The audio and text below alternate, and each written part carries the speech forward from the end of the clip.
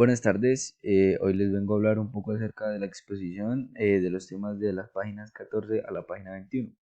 Hacer referencia a la nota del pleno que no se pudo presentar por errores o inconvenientes. Bueno, mi nombre es Juan José García Rangel, pertenezco al grado 1101 y les vengo a hablar de eso. Bueno, principalmente les vengo a hablar un poco acerca de los campamentos. Bueno, centrándonos más bien sobre el derecho internacional humanitario.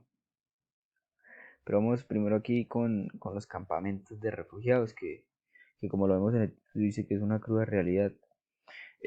Para las personas que abandonan sus países de origen con el propósito de salvar sus vidas y no ser víctimas de la violación de alguno de sus derechos por parte de grupos beligerantes en un conflicto, los campos de refugiados son una alternativa temporal que busca dar sustento y cuidado durante un periodo indeterminado. Pues en muchos de estos sitios, los refugiados, en su mayoría niños, adultos mayores, enfermos, jóvenes, mujeres y pues madres de familia, son víctimas de los enfrentamientos y se caracterizan por su alto grado de vulnerabilidad. ¿Qué pregunta tenemos por aquí? ¿Cómo es la construcción de los campos de los refugiados? Los campamentos de refugiados tienen varias etapas de formación, pues por un principio los organismos internacionales como la Agencia de la ONU para los Refugiados junto con la Cruz Roja colaboran con este tipo de emergencias y suministran ayuda de primera necesidad como cobijo y alimento.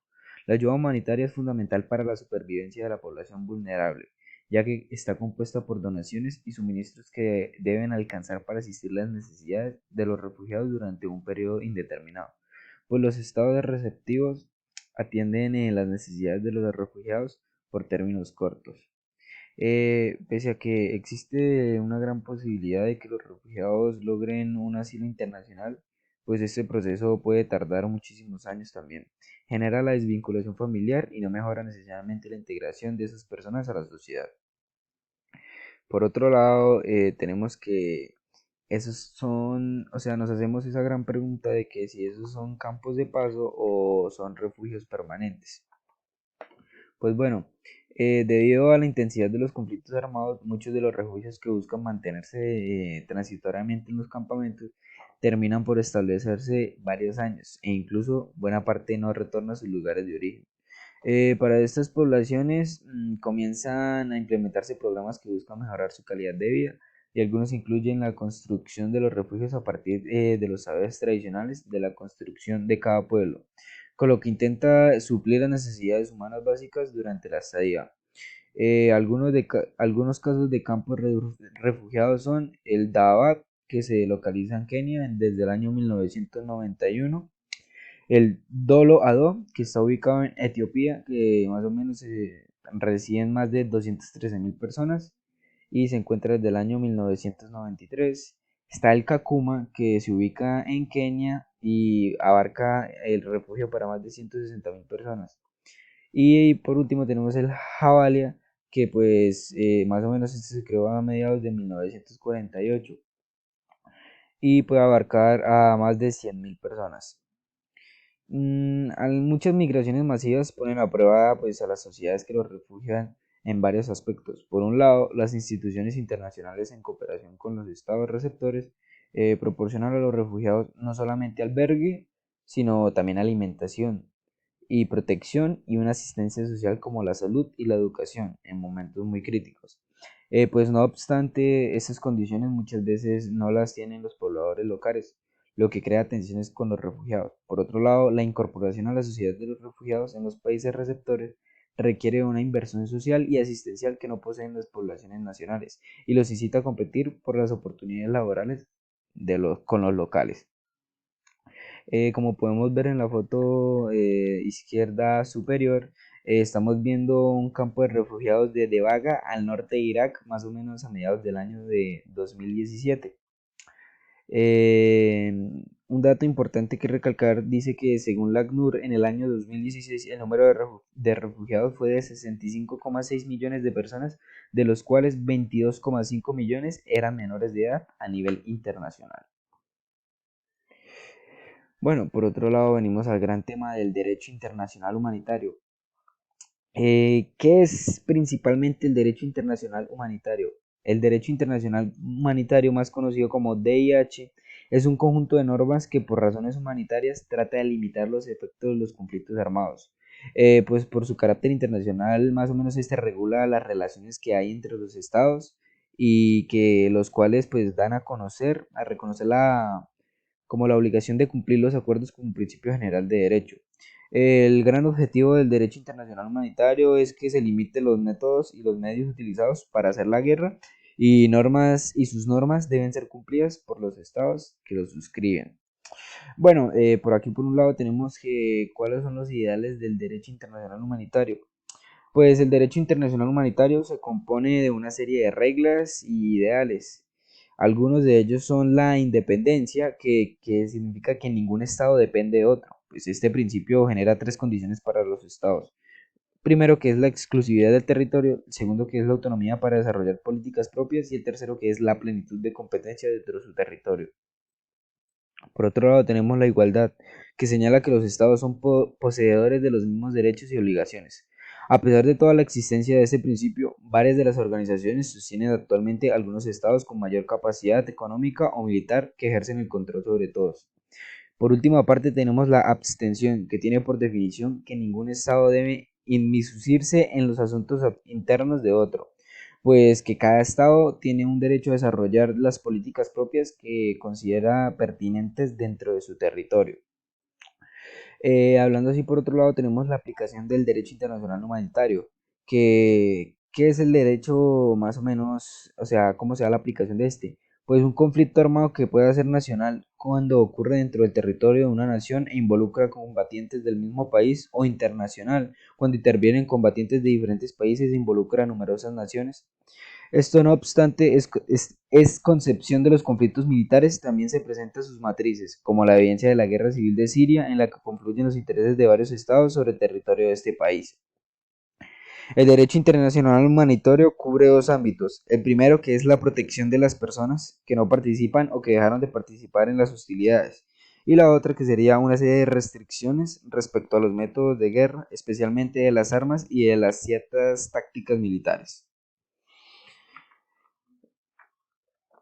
Por otro lado, encontramos las fuentes del derecho internacional humanitario, pues los acuerdos de la comunidad internacional se basan en dos tipos de fuentes diferentes. La primera, que es la costumbre, que se refiere a que los estados van desarrollando sus relaciones a través del tiempo. Como estas incluyen prácticas más o menos estables que se repiten durante un lapso prolongado, van creando derechos y obligaciones. Esta fuente del derecho internacional tiene tres características principales. Expresa una serie de actos repetidos con el tiempo, es una práctica obligatoria que construye derechos y obligaciones y es una práctica que evoluciona, es decir, que puede cambiar con el transcurso del tiempo. Por otro lado, tenemos los tratados, que son acuerdos a los que llegan dos o más países o miembros de la comunidad internacional. El establecimiento de un acuerdo entre estados es el resultado de un proceso complejo. La primera etapa de elaboración de un tratado es la negociación, por medio de la cual las cláusulas son discutidas por parte de los representantes del Poder Ejecutivo de los estados participantes. Después de concluida la negociación, se ha llegado a un acuerdo, se produce la firma del tratado, que puede ser suscrito por personas que estuvieron en la negociación o, si es de gran importancia para las relaciones entre los países, por los jefes de Estado. Para que un tratado sea fuente de derecho, es necesario que sea aprobado por un órgano interno facultado constitucionalmente para crear obligaciones internacionales. Esta etapa se llama ratificación. Por otro lado, vemos que tenemos la evolución histórica del derecho internacional humanitario. Más o menos hasta los años 1860, los gobernantes y los jefes militares de los estados convenían las normas que reglamentaban sus confrontaciones, así como la forma de llegar a acuerdos de paz. Desde este año, las sociedades han comenzado a modificar las normas debido al desarrollo de la industria armamentista, a la evolución de las estrategias militares y al grado de daño que ocasionan. Por un lado tenemos a la Cruz Roja y el origen del derecho internacional humanitario. El 24 de junio de 1859, en una zona de la Lombardía italiana llamada Solferino, se enfrentaron los ejércitos austriacos al mando del emperador Francisco José I y la alianza militar compuesta por los ejércitos del emperador francés Napoleón III y el rey de Cerdeña, Víctor Manuel II. La sangrienta batalla concluyó con el saldo de 40.000 muertos, muchos de los cuales habrían podido ser salvados por una oportuna atención médica. En ese contexto, un comerciante de origen suizo llamado Henry Dunant, testigo del desastre, logró organizar un grupo de voluntarios, principalmente mujeres, con quien levantó un campamento y de su dinero compraron provisiones y medicinas. En su misión humanitaria, esta brigada atendió a los heridos sin distinguir el bando, y desde ese entonces se generó el grupo que hoy en día se le conoce como la Cruz Roja. Por otro lado, tenemos el Convenio de Ginebra, que en el año 1900 o 1864 representantes de 16 países firmaron el convenio para el mejoramiento de la suerte que corresponde a los militares heridos de los ejércitos de campaña. Bajo los militares heridos de los ejércitos al auspicio del Comité Internacional de la Cruz Roja, los principales logros de este convenio fueron el respeto para las ambulancias, hospitales militares y personal de primeros auxilios, la identificación de las misiones médicas, el cuidado y protección médica de los combatientes por parte de los ciudadanos de un país y respetar a cualquier miembro de este grupo. Por otro lado, por último, tenemos la Convención de La Haya, que en 1999 y 1907 en la ciudad de La Haya, Holanda, se llevaron a cabo dos conferencias internacionales que buscaban la limitación del uso de armamento y la reglamentación de la guerra. Se trataba más o menos de prohibir el uso de ciertas armas y de limitar el incremento de soldados en los ejércitos.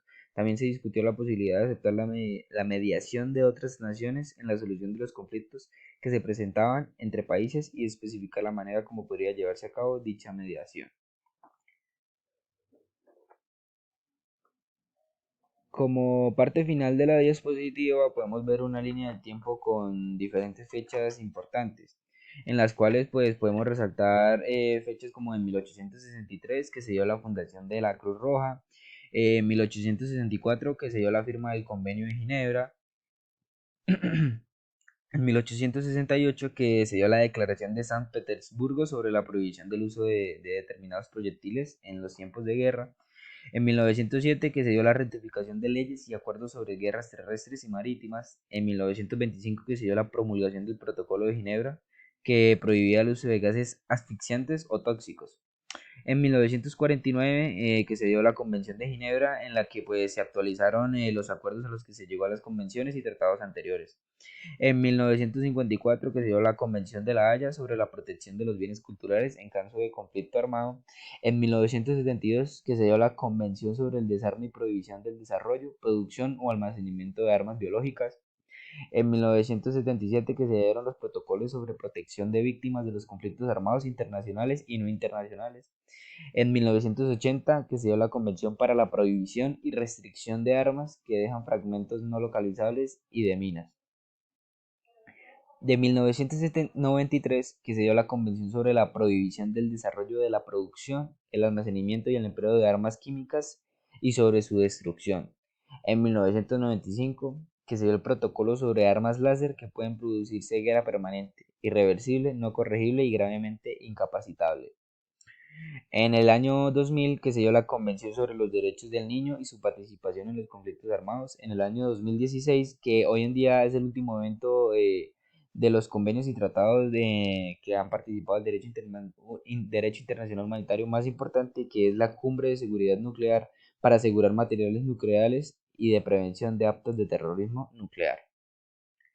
Pues bueno, con esto, con esta gran línea del tiempo que abarca grandes hechos, doy por terminada mi exposición acerca de los temas desde la página 14 hasta la página 21, en base a no haber presentado el pleno, el profesor Jorge Peña.